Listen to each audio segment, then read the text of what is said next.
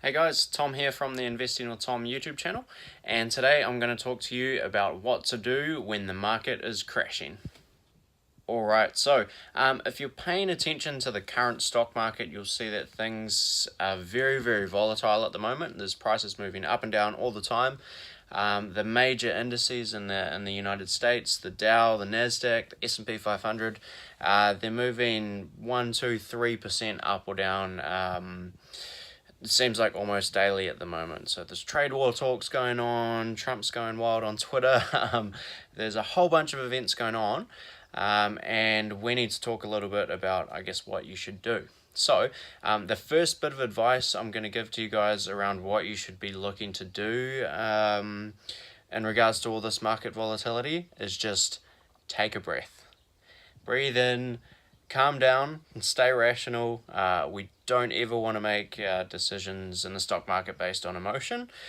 So the first piece of advice I'm going to give you is calm down, take a breath, and then let's get into kind of the next bit of advice as far as what you need to do. All right, so my second bit of advice around what you kind of need to be doing in volatile markets like we've got at the moment is to kind of take a step back from what's happening on the kind of day-to-day trends of what's happening out there in the market. So if you look at any of the really successful investors on the planet or in history really, the likes of Warren Buffett and Ben Graham back in the earlier days, they're all long-term investors and they really don't pay a hell of a lot of attention to the market at all.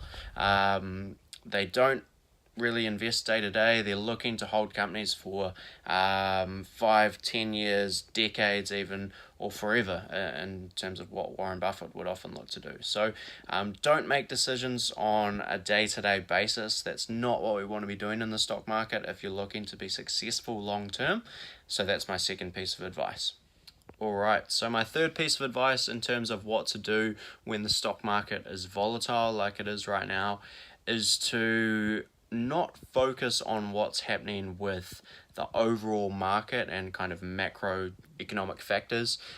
There's a lot of different things going on in the sort of overall picture of what's happening with the market.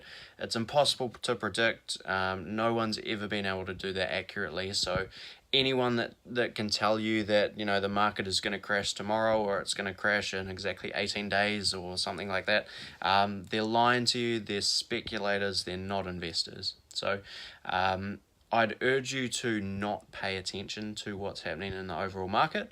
What I would encourage you to do is look at individual companies. So this is what the best investors in the world always focus on, is looking at individual companies.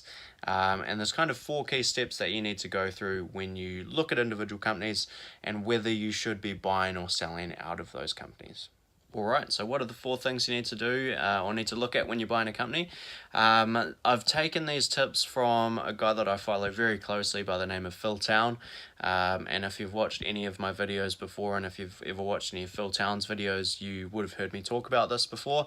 And he actually originally got a lot of these steps from Charlie Munger.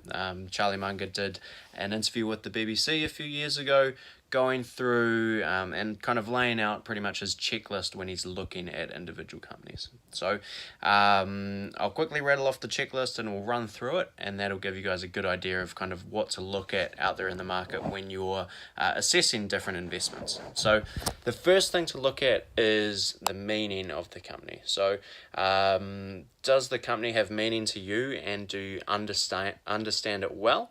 And if you're looking at new companies, are you capable of understanding that business? Is it within your circle of competence or your area of understanding? If it's approaching kind of the boundaries of that circle of competence, we like to stay away from it. Everyone will have a slightly different circle of competence. Some people will be really switched on with technology. Personally, I follow a lot of agricultural stocks. I actually have a degree in agricultural science, so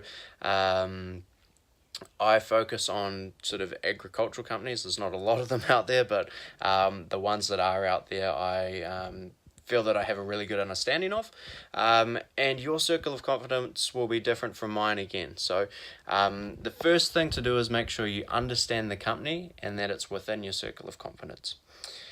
The second thing is to make sure that that company has a moat. So a moat is essentially an intrinsic characteristic of the business that gives it some sort of advantage in the marketplace. So actually, I'll give a quick shout out to Brandon over at the Aussie Wealth Creation YouTube channel and Hamish Hodder.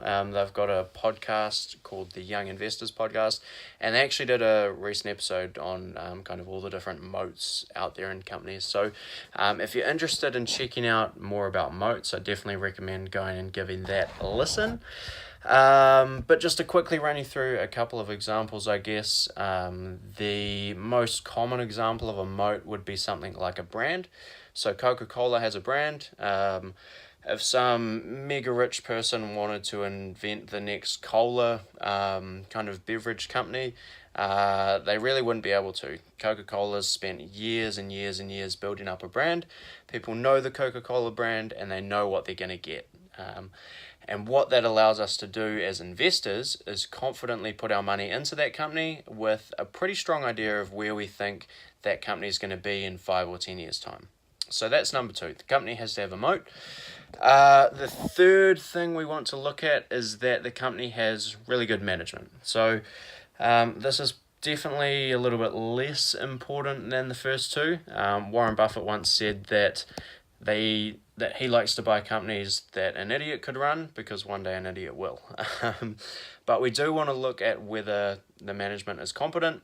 Do you trust the people that are managing the business, and are they actually running it efficiently? So are they making a high return on invested capital, a high return on equity, and do they have low levels of debt as well? Debt can kill a company for sure. I'm sure you're all aware of that, so that's kind of something you've got to keep an eye on. And the fourth and final thing that we want to look at is the margin of safety, or the price. So no company, no matter how wonderful it is worth an infinite price. Or has an infinite value. So we want to make sure that we're paying a price for these companies that gives us a margin of safety, given the natural vicissitudes of life, as Charlie Munger would say. So we, as value investors, we don't want to pay full price for the company. We want to pay much, much less than what we think the business is worth, and that gives us what's called a margin of safety and some sort of underlying protection in that investment. And in really volatile times like these are great times to look out in the market at those individual companies and see whether or not they're actually falling under that kind of margin of safety price that you've got out there. So that's essentially what I'm focusing on in these really volatile markets. It's a great opportunity to buy certain companies on your watch list if they do happen to fall under that margin of safety price. Personally, I think the market has been so high the last couple of years that even after these recent corrections, companies are still overvalued. That's just my personal opinion, but that's essentially what I'm focusing on and what I think you guys should be doing as well. So hope you enjoyed the video. Hope you got a lot of value out of it. If you did, drop me a like, subscribe to the channel, and give me a comment. Love to hear your thoughts on what's going on out there in the world at the moment as well. Cheers.